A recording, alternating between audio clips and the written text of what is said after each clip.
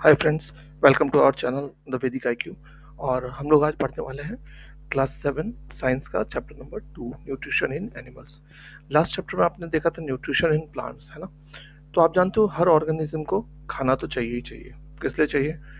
उसको इसलिए चाहिए क्योंकि ग्रोथ के लिए चाहिए, बॉडी के मेंटेनेंस के लिए चाहिए, है ना, और एनर्जी के लिए भी चाहिए। ठीक। तो सबको चाहिए होता है, प्लांट्स को भी चाहिए, तो एनिमल्स को तो चाहिए ही चाहिए। एनिमल इतनी सारी एक्टिविटी करते हैं। ठीक है। तो ग्रोथ, रिपेयर और फंक्शनिंग के लिए चाहिए होता है। अब जो एनिमल न्यूट्रिशन में क्या क्या आता है?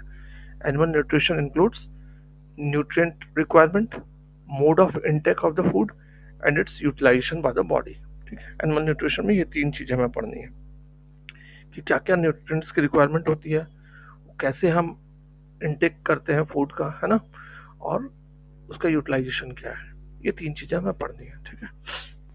चलो, डाइजेशन में होता क्या है? देखो, डाइजेशन में ना बड़ा सिंपल सी चीज होती है। हम जो भी खाते हैं ना, बड़ा कॉम्प्लेक्स होता है फूड। ठीक। और फूड में ज्यादातर कार्बोहाइड्रेट होता है, फैट होता है, प्रोटीन होता है। आप सुनते आए हो ना, अपनी मम्मी से ही सुनते हो, इसमें बहुत सारा प्रोटीन है, फैट है ना, फैटी चीजें मत खाओ। तो कार कार्बोहाइड्रेट्स होते हैं, फैट्स होता है, प्रोटीन होता है ना, हमारे फूड में बहुत कुछ होता है। तो ये सब क्या है, बहुत ही कॉम्प्लेक्स सब्सटेंस होते हैं। तो हमारी बॉडी ना इतने कॉम्प्लेक्स सब्सटेंस को नहीं यूज कर पाएगी। तो उसके लिए क्या होता है, पहले उसको सिंपलर सब्सटेंस में तोड़ना पड़ता है। ठीक। तो जिस प्रोसेस में से हम कॉम्प्लेक्स सब्सटेंस को सिंपलर कंपोनेंट्स में तोड़ते हैं, उसको हम डाइजेशन कहते हैं। ठीक। अब क्या क्या वेज हैं इनटेक के, फूड कैसे खाते हैं? देखो, आपने देखा होगा बीज क्या करती हैं। बीज फ्लावर में से नेक्टर को सक करती हैं, है ना। इसी तरीके से हमिंग बर्ड होती है, वो भी क्या करती है, फ्लावर्स में से सक करके लेती है नेक्टर को। ठीक है। इन्फेंट्स क्या करते हैं, जो छोटे छोटे बच्चे होते हैं ना, वो क्या करते हैं, मदर से दूध पीते हैं ना। आपने देखा होगा गाय का बछड़ा वगैरह भी वैसे ही दूध पीता है, या कुत्ते के बच्चे वगैरह को भी देखा होगा आपने, है ना। बफेलो वगैरह के बच्चे भी माँ का दूध पी के रहते हैं ना। लेकिन जो स्नेक्स वगैरह होते हैं, है ना, बड़े बड़े स्नेक, वो क्या करते हैं, वो स्वेलो कर लेते हैं अपने फूड को, है ना। डायरेक्टली स्वेलो कर लेते हैं। वो ना उसको चबाते हैं ना कुछ करते हैं, ना डायरेक्ट स्वेलो करते हैं। ठीक है। ऐसे ही एक्वेटिक प्लांट्स क्या करते हैं, टिनी टिनी फूड पार्टिकल्स उनका होता है, उनका बहुत छोटे छोटे टिनी फूड पार्टिकल्स था, वो उनको सिर्फ फिल्टर कर लेते हैं। मुंह में पानी भरते हैं और पानी सारा निकल जाता है, और जो small part small small animals होते हैं वो उनको खा लेते हैं डायरेक्टली। ठीक। तो इस तरीके से अलग अलग एनिमल्स अलग अलग तरीके से फूड को इनटेक करते हैं ना। यहाँ स्टारफिश के बारे में भी दिया हुआ है। स्टारफिश मेनली खाती है हार्ड शेल्स वाले एनिमल को। ठीक है। और वो क्या करती है कि अपना स्टोमक को निकालती है अपने माउथ से। और पहले तो वो क्या करती है, जो हार्ड शेल वाले एनिमल्स होते हैं उनका हार्ड शेल ओपन करती है, फिर अपने माउथ से अपना स्टोमक बाहर निकालती है, उनका एब्जॉर्ब कर लेती है सारा का सारा, जो भी मटेरियल है वो खा लेती है, और वापस अंदर कर लेती है स्टोमक को। ठीक है। ह्यूमंस की डाइजेशन इन ह्यूमंस, हमारा मेन मकसद तो यही है ना। ये देखो, ह्यूमन बॉडी का डाइजेस्टिव सिस्टम आपको दिखाया हुआ है। ठीक। ह्यूमन बॉडी का डाइजेस्टिव सिस्टम में क्या क्या आता है? एक तो बक्कल कैविटी। बक्कल कैविटी क्या है? जो आपका माउथ का एरिया है ना, पूरा माउथ, वो माउथ में ही आपका सैलिवरी ग्लैंड होता है, माउथ में ही आपकी होती है टंग भी होती है ना। फिर माउथ के नीचे गले में क्या जाती है, जो गले की पाइप जाती है ना अंदर की तरफ, उसको बोलते हैं हम ऑसोफेगस। ठीक। ये देखो, लंबी सी पाइप आती है छाती में। फिर नीचे आपका है स्टोमक है, उसी के साथ आपका लीवर होता है, गॉल ब्लैडर होता है, पैनक्रियाज होता है। फिर नीचे में स्मॉल इंटेस्टाइन होती है, लार्ज इंटेस्टाइन, फिर रेक्टम और एनस। ये सारे क्या है, कंपोनेंट्स हैं आपके डाइजेस्टिव सिस्टम के। ठीक है। इनके नाम आपको याद करने होंगे। ठीक ना। हम एक एक करके इन सब का फंक्शन पढ़ेंगे, कैसे क्या किसका क्या फंक्शन है, क्या होता है हमारे जब हम खाना खाते हैं तो क्या होता है, हम अभी पढ़ने वाले हैं इसके बारे में। ठीक है। Mouth and the buccal cavity क्या होता है? सबसे पहले हम खाना मुंह में ही डालते हैं ना, मुंह में डालते हैं, उसको चबाते हैं, है ना। सबसे पहले क्या आता है, हमारे टिथ आते हैं, है ना। टिथ और टंग आएगी सबसे पहले, है ना। तो जो the process of taking food into the mouth is called in the body is called ingestion. Ingestion किसको बोलते हैं? Process of taking food inside the body, है ना, इसको इंजेशन बोलेंगे आप। अब हम क्या करते हैं, जब खाना को लेते हैं मुंह में तो उसको चबाते हैं, है ना, सबसे पहले हम। तो चबाने के लिए हम बहुत सारे टूथ को यूज करते हैं, है ना, ये सारे के सारे टूथ हैं हमारे। अब देखो आपके ना टूथ रेप्लिका है, अगर आप इसको बीच से काट दो आधा, ठीक है, ऐसे बीच से काट दोगे तो लेफ्ट और राइट में एकदम सेम टू सेम होंगे। जो लेफ्ट साइड में है वही राइट साइड में, और सेम अपर जॉ में भी होता है, लोअर जॉ का भी सेम है, अपर जॉ का भी सेम है, ठीक है। तो आप देखो आपके माउथ में क्या होता है, अगर एक साइड का ही हम पढ़ें तो सबसे पहले देखो मोलर कितने हैं, 3 मोलर, है ना, फिर प्रीमोलर है 2। हम पीछे की तरफ से चल रहे हैं, मुंह में अंदर की तरफ से, है ना, अंदर की तरफ से मुंह, जिधर एकदम अंदर की तरफ से हम चल रहे हैं, है ना। सबसे पीछे क्या होता है मुंह में? मोलर्स होते हैं, 3 मोलर्स होते हैं, बड़े बड़े दांत, ठीक है। फिर आप खड़े होकर देखना अपने माउथ को खोल करके शीशे के सामने, ठीक है, आपको दिखेगा सबसे पीछे वाले दांत मोलर हो गए, 3 बड़े बड़े, ठीक, मोटे मोटे से। फिर उसके आगे आते हैं 2 प्री मोलर, वो भी वैसे ही होते हैं चौड़े चौड़े, ठीक है, लेकिन थोड़ा कम चौड़े होंगे। फिर आता है कैनाइन टिथ, ये एकदम शार्प होगा, देखना आप, एकदम शार्प, पतला सा शार्प होगा, ठीक। फिर आगे आएंगे आपके 4 इंसीजर्स, ठीक, 4 दांत होंगे आगे आपके, उनको कहते हैं हम इंसीजर्स, ठीक है। तो ये अपर जॉ में भी आपका सेम होगा, लोअर जॉ में भी सेम है। तो इनके काम क्या है, ये सब अलग अलग काम करते हैं। ये देखो आपको क्वेश्चन यहाँ पूछा है और आपको मैं बता भी देता हूँ कैसे क्या काम करते हैं। आपका जो सबसे पहले इंसीजर्स क्या काम करता है, बाइटिंग एंड कटिंग की। आप देखो एप्पल काट के देखना आप, तो आप कौन से टीथ का यूज करोगे? आप देखोगे आप इंसीजर्स का, ऊपर वाले इंसीजर और लोअर वाले इंसीजर से काटते हो, ठीक है। फिर आप देखोगे उसको, अगर आप कुछ ना, अगर आप कभी मीट खाते होगे, जो लोग मीट खाते हैं ना, तो वो लोग कैनाइन टीथ का यूज करते हैं। क्यों? कैनाइन टीथ जो फ्लैश हम का खाते हैं, है ना, उसको पियर्स करते हैं और फिर टीयर करते हैं ना, आप उसको चबाते हो पहले, फिर उसके अंदर अपना दांत गड़ाते हो, है ना, मांस में, उसको क्या बोला जाता है, पियर्सिंग करना। और फिर उसको आप खींचते हो, है ना, तो टीयरिंग करना, है ना। तो जो लोग खाते हैं नॉनवेज वो तो जानते होंगे, तो वो नॉनवेज हम किससे खाते हैं, आपका कैनाइन टीथ से, ठीक है।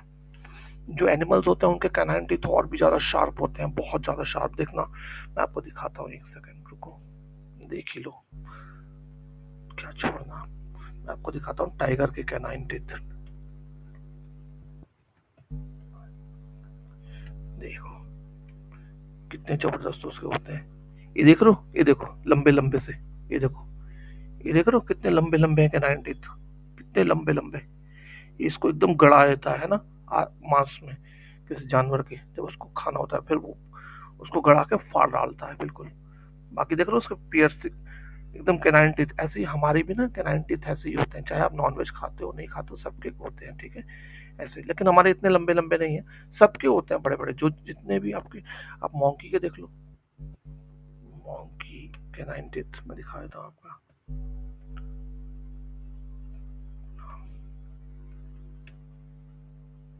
ये देखो, देख रहे हो कितने बड़े बड़े, ये देखो, है ना, कितने बड़े बड़े मॉन्की के कैनाइन टीथ है।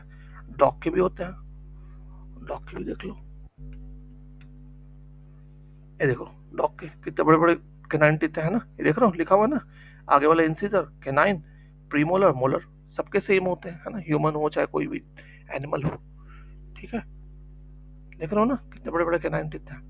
तो आपको समझ में आ गया होगा कि क्या फंक्शन है इसका कैनाइन का, है ना। फिर मोलर और प्रीमोलर क्या काम आते हैं, च्यूइंग एंड ग्राइंडिंग में।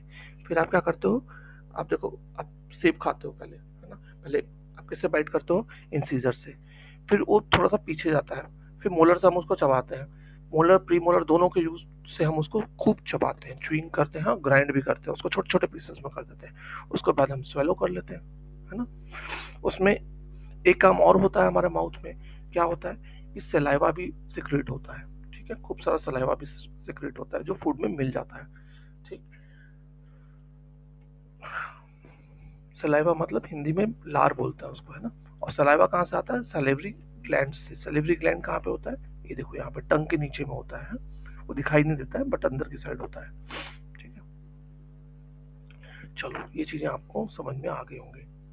सलाइवा क्या करता है, जो शुगर स्टार्च होता है उसको शुगर में कन्वर्ट करता है। ये लाइन आपको याद रखनी है ना, जो फूड में स्टार्च होता है उसको शुगर में कन्वर्ट कर देता है। ठीक है, ये एक एक्सपेरिमेंट दे रखा है, किस तरीके से आप देख सकते हो कि सलाइवा है। ठीक है, ये इतना इंपॉर्टेंट नहीं है।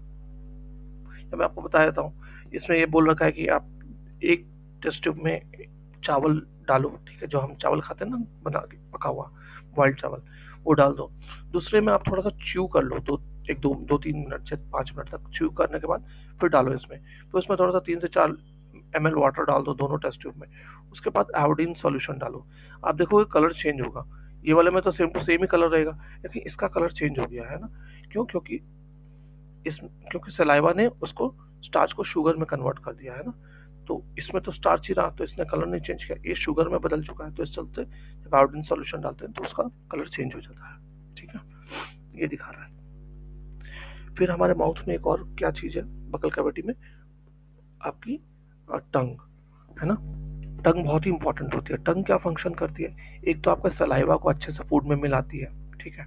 दूसरा काम क्या करती है, आपका टेस्ट बताती है अलग अलग, है ना। कौन सा टेस्ट है, कौन सा टेस्ट नहीं है, हम आपके किससे पता चलता है हमें टेस्ट का? आपके टंग से ही पता चलता है। और तीसरा, हमें बोलने में मदद करती है ना, टॉकिंग में मदद करती है। आप आप एक्सपेरिमेंट करके देखो, आप अपनी जीभ को एक जगह पर रोक लो और फिर बोलने की कोशिश करो, है ना। आप बोल ही नहीं पाओगे। देखो मैं ट्राई करके देखा, एकदम आप बोल ही नहीं पाओगे। चाहे आपने जीभ को पकड़ लो, उसके बाद बोलने की कोशिश करो, आप बोल ही नहीं पाओगे, बिल्कुल भी एकदम पॉसिबल ही नहीं हो पाएगा। और किसी तरीके से बोल भी लो तो सामने वाला समझ ही नहीं पाएगा। ठीक है। फिर टूथ डीके के बारे में यहाँ पे थोड़ा सा दे रखा है कि देखो, अगर आप खाना खाते हो, है ना, रोज हम खाना खाते हैं, मोलर प्री मोलर्स वगैरह की मदद से हम खाते हैं, तो क्या होता है, हमारे मुंह में ना कुछ एक बैक्टीरियाज भी होते हैं जो बहुत हेल्पफुल होते हैं हमारे लिए। लेकिन क्या होता है कई बार कि अगर हम ना प्रॉपरली अपने और ब्रश नहीं करो आप 2 टाइम्स, या फिर आप ऐसी चीज़ें खा रहे हो, for example chocolate, sweet, soft drink, sugar वगैरह, है ना, तो ये क्या करते हैं, हेल्प करते हैं टूथ डीके में। क्यों? क्योंकि कुछ एक जो जो आपके मुंह में रह जाती है ना चीज़ें, ठीक है, उससे क्या होता है कि जो हार्मफुल बैक्टीरिया है ना, वो ये चीज़ों को खाने लग जाते हैं और खा करके वो एसिड छोड़ते हैं। ठीक है, आपके मुंह में एसिड छोड़ेंगे और उससे वो दांत डीके होता है। ठीक, तो ये बहुत ज़रूरी है कि आप 2 टाइम ब्रश करें, ठीक है, दिन में 2 बार तो एटलीस्ट करो ही करो।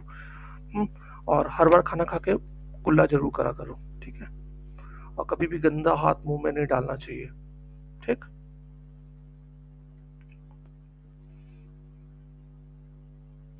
दूसरी चीज एक और यहाँ पे बता रखी है कि खाना खाते समय बात नहीं करना चाहिए, जल्दी जल्दी से नहीं खाना चाहिए, ठीक है, या हंसना नहीं चाहिए खाना खाते समय। क्यों? क्योंकि आपके गले में ही ना, आप मुंह से सांस भी ले रहे हो, है ना, ऑसोफेगस से ही आप, ऑसोफेगस तो जा रहा है आपका वहां पे, लेकिन मुंह से आपके सांस भी हम लेते हैं, है ना। तो उसमें एक विंड पाइप भी होती है, ठीक है। जब हम खाना खाते हैं तो वो क्या होती है, विंड पाइप आपका एक क्लोज हो जाती है, विंड पाइप, है ना। एक फ्लैप फ्लैप की तरह होता है वहां पे, ठीक है।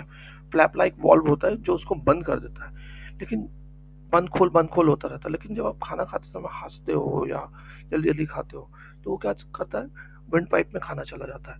विंड पाइप में अगर खाना चल जाएगा तो आपको फिर खांसी आएगी, है ना, या हिचकी आती है ना, एकदम हो जाता है ना बड़ा मुश्किल। ठीक है।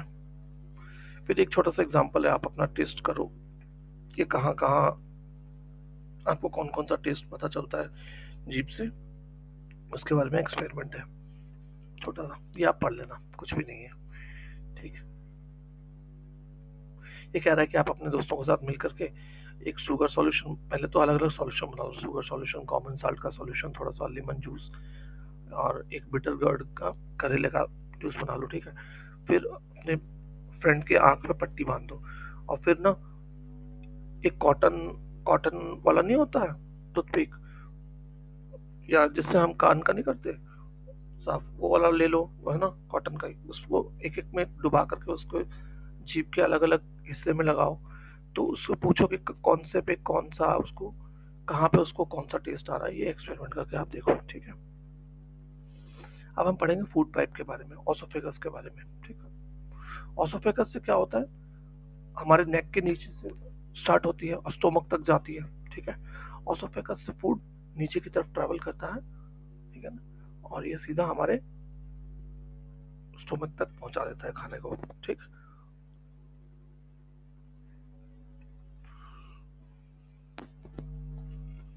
कभी कभी हमारा स्टोमक कोई फूड को नहीं भी एक्सेप्ट करता तो हम उल्टी भी करते हैं, उल्टी कर देते हैं ना। तो स्टोमक के बारे में भी बात कर लेते हैं। स्टोमक कैसा होता है, थिक वॉल्ड बैग जैसा है, छोटा सा बैग जैसा है ना, देख रहे हो, छोटा सा बैग जैसा नहीं, जैसे पैसों का थैली होती है वैसा है। और किस शेप में, जे शेप में है ना, जे है, जे शेप में। और ये फूड को रिसीव करता है ना, दोनों तरफ से ओपन होता है, एक तरफ से ये ऑसोफेगस से कनेक्टेड रहता है, दूसरी तरफ से स्मॉल इंटेस्टाइन से, है ना। ये देखो, ऊपर से ऑसोफेगस से कनेक्टेड है, नीचे से स्मॉल इंटेस्टाइन से कनेक्टेड रहता है ये, ठीक। इसकी इनर लाइनिंग, जो अंदर की एक लाइनिंग होती है, अंदर में लाइनिंग क्या सिक्रेट करती है, म्यूकस सिक्रेट करती है, हाइड्रोक्लोरिक एसिड सिक्रेट करती है, डाइजेस्टिव जूसेस को सिक्रेट करती है, ठीक है। जब खाना आता है ना, तो म्यूकस की जो लाइनिंग है वो प्रोटेक्ट करती है, सबसे पहले म्यूकस की लाइनिंग आती है, ठीक है। फिर उस फूड में हाइड्रोक्लोरिक एसिड डाला जाता है।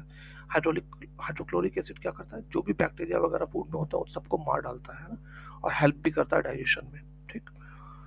फिर डाइजेस्टिव जूस जो होता है वो फर्दर ब्रेक करता है फूड को ना, फूड में अगर जो प्रोटीन होता है वो यहीं पे उन्हीं डाइजेस्टिव जूस से टूटना शुरू हो जाता है स्मॉलर सब्सटेंस में, ठीक। फिर आती है बारी स्मॉल इंटेस्टाइन की। स्मॉल इंटेस्टाइन हमने देखी ना, ये देखो यहाँ पे, ये देखो, ये जो लंबी सी है ना, ये देखो, गोल गोल गोल गोल गोल गोल घूमी भी घूमी घूमी घूमी, ये स्मॉल इंटेस्टाइन है, ठीक। तो स्मॉल इंटेस्टाइन के बारे में पढ़ते हैं। सबसे सबसे ज़्यादा इंपॉर्टेंट पार्ट मेरे को लगता है डाइजेस्टिव सिस्टम में यही है। सबसे पहले तो स्मॉल इंटेस्टाइन की लेंथ कितनी होती है, तो होती है 7.5 मीटर, सबसे लंबी है, ठीक है। और ये इसके साथ अटैच रहता है कौन, लीवर और पैंक्रिया, ठीक है। और लीवर और पैंक्रिया अपने जूसेस भेजते हैं स्मॉल इंटेस्टाइन में, ठीक।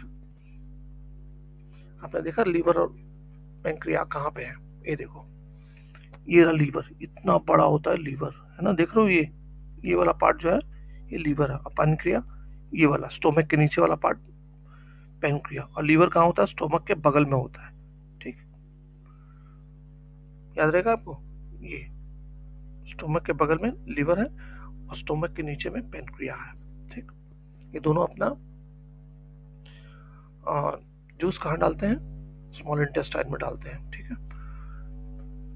लीवर जो सिक्रेट करता है उसको बोलते हैं हम बाइल जूस, ठीक है। बाइल जूस पहले वो डालता है किसमें, गॉल ब्लैडर में, और गॉल ब्लैडर से फिर आता है वो स्मॉल इंटेस्टाइन में। देखो, ये देखो, लीवर डालेगा, गॉल ब्लैडर, ये छोटा सा देख रहे हो गॉल ब्लैडर, ये नीचे में, ये यहाँ से बनाता है, इसमें डालता है, फिर यहाँ से गॉल ब्लैडर से डालता है आपका स्मॉल इंटेस्टाइन में, ठीक है। वैसे पेनक्रिया भी डालता है, लेकिन पहले हम जानेंगे लीवर वाले बाइल जूस के बारे में। बाइल जूस कहाँ से आया, लीवर से गॉल ब्लैडर, गॉल ब्लैडर से स्मॉल इंटेस्टाइन में। क्या रोल प्ले करता है ये फैट्स को आपके डाइजेस्ट करने में हेल्प करता है, ठीक है। जो हम फैट खाते हैं ना कुछ भी, तो उसको, जैसा आप घी खाते हो तो उसको, उसमें फैट होता है, या और भी बहुत सारी चीज़ें खाते हैं हम जिसमें फैट होता है बहुत सारा, जैसे आपका क्रीम वगैरह खाते हो आप जो, है ना, बटर वगैरह जो खाते हो दबा करके, तो उसको डाइजेशन में हेल्प करता है ना। फिर पैनक्रियाज दूसरा इंपॉर्टेंट पार्ट है ना, वो क्या करता है, वो भी अपना जूस सिक्रेट करता है, और जो पैनक्रिया का जूस होता है वो हेल्प करता है कार्बोहाइड्रेट, फैट, प्रोटीन तीनों को पे काम करता है, और तीनों को सिंपलर फॉर्म में तोड़ता है, ठीक है।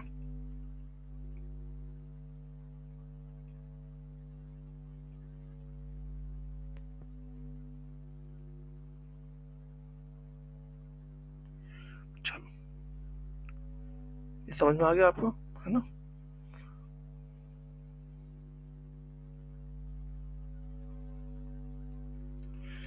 फिर ये जब यहाँ से ये जूसेस मिल जाते हैं अपर पार्ट में, है ना, ये सब कहाँ मिलता है, स्मॉल इंटेस्टाइन के अपर पार्ट में, है ना, पैंक्रिया और आपका लीवर के जूसेस। फिर फूड आगे बढ़ता है, लोअर पार्ट में जाता है इंटेस्टाइन के, ठीक है। लोअर पार्ट में फिर से स्मॉल इंटेस्टाइन के इंटेस्टाइनल जूस होता है, स्मॉल इंटेस्टाइन भी अपना जूस डालती है उसमें, ठीक। तो यहाँ पे डाइजेशन कंप्लीट होता है, ठीक है।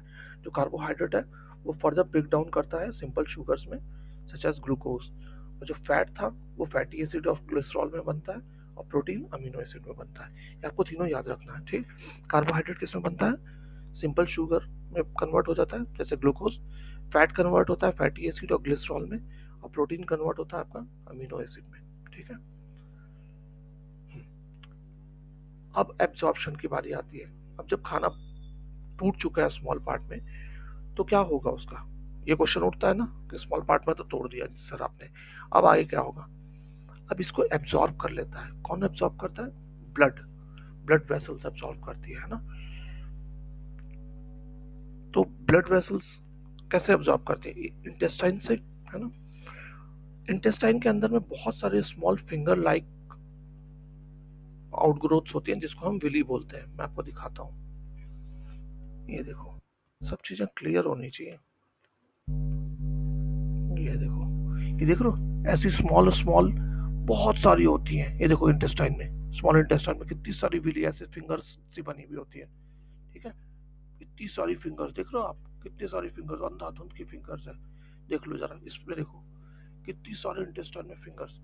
तो जब वो यहाँ पे आता है टूट जाता है तो वो क्या होता है, इनसे टच करता है, सब में चिपक जाता है ना, सब में चिपकना चालू हो जाता है फूड, है ना।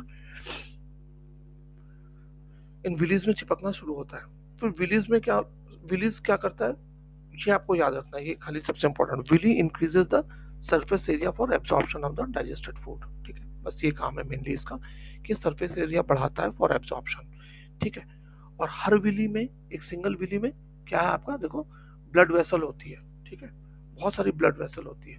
और ये ब्लड वेसल से डाइजेस्टेड फूड क्या होता है, एब्जॉर्ब कर लिया जाता है, ब्लड में एब्जॉर्ब हो जाता है। और फिर ब्लड से एब्जॉर्ब होकर वो कहाँ जाता है, अलग अलग पार्ट में जाता है बॉडी के, जहाँ उसकी रिक्वायरमेंट होगी, और हर सेल तक जाता है ना। और सेल वहां पे उसको, सेल फिर वापस ब्लड से अपने अंदर लेता है, तो उसको एसिमिलेशन बोलते हैं, ठीक है। जब सेल ब्लड से स्मॉलर जो आपके सब्सटेंसेस थे, है ना, जो टूट के स्मॉलर सब्सटेंसेस बने हैं, उनको जब वो सेल एब्जॉर्ब करते हैं तो उसको बोलते हैं हम एसिमिलेशन। सेल में क्या होता है, ग्लूकोज ब्रेक डाउन करता है, क्योंकि सेल में ऑक्सीजन भी आता है ब्लड के साथ, है ना। तो ग्लूकोज और ऑक्सीजन मिक्स होकर के बनता है कार्बन डाइऑक्साइड एंड वाटर, है। और साथ में बहुत सारी एनर्जी भी रिलीज होती है, ठीक है, जो हम यूज करते हैं एनर्जी को, है ना। और फिर जो फूड अनडाइजेस्टेड रह जाता है उसको क्या हो, वो उसका क्या होता है, undigested unabsorbed food. Small intestine में बहुत सारा अनडाइजेस्टेड फूड भी रह जाता है, ठीक है, और अनएब्सॉर्ब भी रह जाता है। तो वो क्या चल जाता है, स्मॉल इंटेस्टाइन से लार्ज इंटेस्टाइन में चला जाता है, ठीक है। हम्म,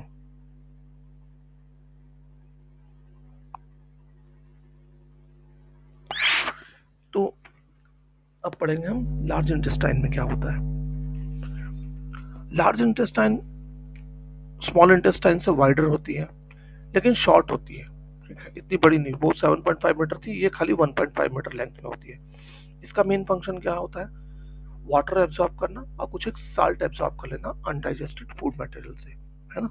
जो अनडाइजेस्टेड फूड है, जो स्मॉल इंटेस्टाइन से लार्ज इंटेस्टाइन में गया, उससे ये क्या करता है, सिर्फ वाटर एब्जॉर्ब करता है, कुछ साल्ट को एब्जॉर्ब कर लेता है, ठीक है। और रिमेनिंग वेस्ट जो रह जाता है वो पास हो जाता है आपका रेक्टम में, ठीक है। यहाँ से रेक्टम में आ जाता है, ये देखो स्मॉल इंटेस्टाइन में घुसा यहाँ से, है ना। और स्मॉल इंटेस्टाइन से होते हुए ये चला आएगा आपका ये रेक्टम में, ठीक है। और रेक्टम में वो तब तक रहता है एज कैसा रहता है, फीसल, फीसेस के फॉर्म में, है ना। फीसेस क्या होता है, ना तो वो सॉलिड होता है और ना ही आपका लिक्विड होता है ना? तो वो फीसेस के फॉर्म में वहां पे रहता है, और फिर हम टाइम टू टाइम उसको इनस से इजेक्ट कर देते हैं, है ना। हम टॉयलेट जाते हैं ना, सुबह भी जाते हैं, शाम में भी जाते हैं, हो सकता है दिन में लग जाए किसी को टॉयलेट यार, तो वो फीसल मटेरियल उसको बोलते हैं फीसेस, ठीक है, ह्यूमन फीसेस, उसको इजेक्ट कर देते हैं। और ये प्रोसेस को क्या कहते हैं, हम इजेक्शन बोलते हैं, ठीक। चलो, अब कुछ एक एनिमल्स हैं जो ग्रास खाते हैं, है ना, बहुत सारे एनिमल्स हैं ऐसे तो जो ग्रास खाते हैं। उनमें क्या होता है, उनका अलग सा सिस्टम है। आप देखो उनकी ड्राइंग का, ये देखो गाय का, ये गाय खाती है, ये गाय खा के हमारे किस में चला जाता है, ऑसोफेगस से होते हुए सीधा स्टोमक में। इसका क्या होता है, ऑसोफेगस से होते हुए सीधा रूमेन करके एक जगह होती है इसकी, ठीक है, रूमेन, आपको याद रखना है, ठीक। वो आपने देखा कभी गाय वगैरह को या बकरी वगैरह को, वो घास कैसे खाती हैं, फटाफट खाती हैं, जल्दी जल्दी खा लेती है ना, चबाती बहुत कम है, और डायरेक्टली रूमेन में चला जाता है। रूमेन क्या है, स्टोमक का ही एक पार्ट है। यहाँ पे फूड क्या होता है, पार्टली डाइजेस्ट होता है, थोड़ा सा जैसे हमारे नहीं सलाइवा मिल्क होता है और डाइजेशन शुरू हो जाता है, ठीक है, वैसे ही पार्टली डाइजेस्ट होता है रूमन में। उसको क्या बोलते हैं, जो पार्टली डाइजेस्टेड फूड होता है उसको बोलते हैं हम कड, ठीक, याद रखना है आपको। जो उसने खाया घास, वो कहाँ गई, रूमन में, रूमन में जाके पार्शली डाइजेस्ट हुआ। जो पार्शली डाइजेस्टेड फूड है उसको क्या बोल रहे हैं, कड, ठीक है। फिर आपने देखा होगा बाद में गाय वगैरह क्या करती है, मुंह चलाती रहती है, जब खाती नहीं रहती है तब भी मुंह चलाती रहती है। वो होता क्या है उनका, कि कट से ना वापस उनके माउथ में आता है स्मॉल स्मॉल लम्प्स, थोड़े छोटे छोटे लम्प्स, ठीक है। लम्प्स क्या होता है, अब देखो छोटे छोटे मिट्टी के ढेर होते हैं ना, छोटे छोटे से, वैसे ही लम्प्स के फॉर्म में आता है इसके माउथ में वापस, और एनिमल उसको अच्छे से फिर च्यू करता है, च्यू करके फिर वापस भेजता है स्टोमक में, ठीक है। और फिर वैसे ही प्रोसेस चलता है जो अभी हमने ह्यूमन का ऊपर पढ़ा, ठीक। तो ये जो वापस कट का वापस आना माउथ में और उसको च्यू करना स्मॉल लम्प्स को, और है ना, इसको कहते हैं हम रूमिनेशन। और जो एनिमल ऐसा करते हैं उसको हम क्या बोलते हैं, रूमिनेंट्स, ठीक। ग्रास में क्या होता है, बहुत सारा सेलुलोज होता है, ठीक है। सेलुलोज क्या है, एक टाइप का कार्बोहाइड्रेट है, ठीक। अब जो रूमिनेंट्स होते हैं, है ना, उनमें क्या पाया जाता है, एक बैक्टीरिया प्रेजेंट रहता है रूमेन में, ठीक है, जो हेल्प करता है डाइजेशन ऑफ सेलुलोज। अब देखो ह्यूमंस नहीं खा सकते आपका ग्रास, क्योंकि हमारे पास वो बैक्टीरिया है नहीं, ठीक है। ऐसे ही दूसरे एनिमल्स हैं, हॉर्सेस, रैबिट वगैरह, उनका लार्ज सैक लाइक स्ट्रक्चर होता है, caesium between oesophagus and small intestine. उनमें भी एक स्पेशल बैक्टीरिया होता है जो कि सेलुलोज को डाइजेस्ट करने में हेल्प करता है, ठीक है। तो इससे हमें क्या पता चलता है, एनिमल्स के पास डाइजेस्टिव सिस्टम होता है, हर एनिमल के पास, है ना, ज्यादातर के पास। बट कुछ एक ऐसे स्मॉल ऑर्गेनिज्म भी है जिनके पास ना तो माउथ है और ना ही डाइजेस्टिव सिस्टम भी है। सोच के देखो वो क्या करते होंगे। हम्म,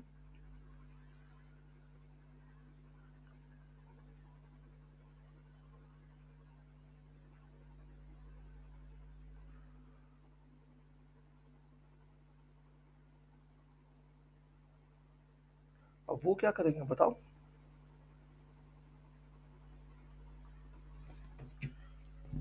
तो भगवान ने उनको भी कोई ना कोई तो सिस्टम दिया होगा ना, कि वो कैसे आपका फूड को इनटेक करेंगे, डाइजेस्ट करेंगे, है ना, उनको भी भगवान ने एक सिस्टम दे रखा होगा। तो हम उसी सिस्टम को अभी पढ़ेंगे। एक मिनट आप होल्ड करो।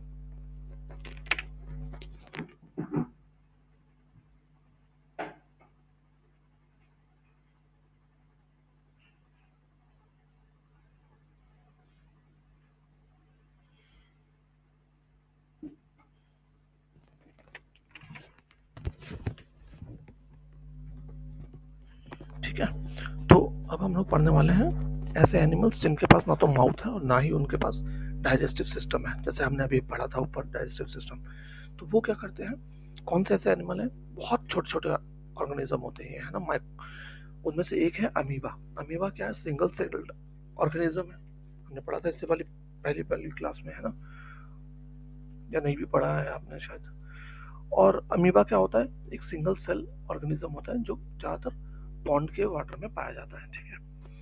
इसके पास क्या है, सेल मेम्ब्रेन है, हमने पढ़ा था ना, सेल मेम्ब्रेन होती है, अंदर में साइटोप्लाज्म होता है और फिर न्यूक्लियस होता है ना। तो सेल मेम्ब्रेन तो इसकी है ही है, ठीक। और हमने इसके बारे में पढ़ा था, इसके सूडोपेडिया होते हैं, फॉल्स फीट होते हैं ना, जो मूवमेंट में इसकी हेल्प करते हैं, साथ ही साथ फूड को कैप्चर करने में भी इसकी हेल्प करते हैं। अब ये क्या करता है, जब भी सेंस करता है कि इसके आसपास में फूड है, ठीक है, इसने देखा ये फूड है, तो ये क्या करेगा, फटाक से अपने प्रोजेक्शंस को फैलाएगा उस डायरेक्शन में, ठीक है, और घेर लेगा फूड को चारों तरफ से, घेर करके ये अंदर की तरफ ले लेता है, मेम्ब्रेन से अंदर ले लेता है इसको, ठीक।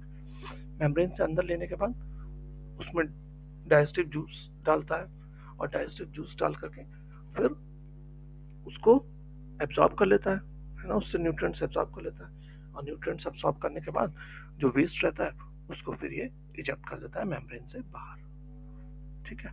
बस यही है और कुछ भी नहीं है। अब हम आगे चैप्टरों में पढ़ेंगे, आगे चल के आप पढ़ोगे कि किस तरीके से फूड ना हमारे बॉडी में ट्रांसपोर्ट होता है from intestine to various parts of the body. अभी हमने इंटेस्टाइन तक ही पढ़ा है कि हाँ वो वहाँ से एब्जॉर्ब होता है, ब्लड लेके जाता है, बट कैसे कैसे लेके जाता है वो हम आगे पढ़ेंगे, और किस तरीके से अलग अलग बॉडी के पार्ट्स में पहुँचता है, वहाँ कैसे फंक्शन फूड यूटिलाइज होता है बॉडी से, वो हम आगे चैप्टरों में पढ़ेंगे, ठीक है। तो होप ये आपको पूरा चैप्टर समझ आ गया हो, है ना। 1 से 2 बार समझ लो, पढ़ लो। मैंने पिछले बार भी बोला था कि देखो आप बायोलॉजी पढ़ रहे हो, बहुत सारी नई टर्म्स हैं, है ना, बहुत सारे टर्म्स नहीं है, तो ऐसा लगेगा कि हाँ क्या पढ़ रहे हैं, याद नहीं आ रहा, समझ में नहीं आ रहा, कोई बात नहीं है, सबके साथ ऐसा ही होता है। 2 बार पढ़ो, 3 बार सुनो, है ना, 1-2 बार पढ़ लो किताब को, आपको याद हो जाएगा, बहुत आसान चीज़ है, ठीक है। कम से कम 2 बार वीडियो देख लो, आपको याद हो जाएगा, ठीक। तो मिलते हैं अगले वीडियो में। Thanks for watching. जय हिंद।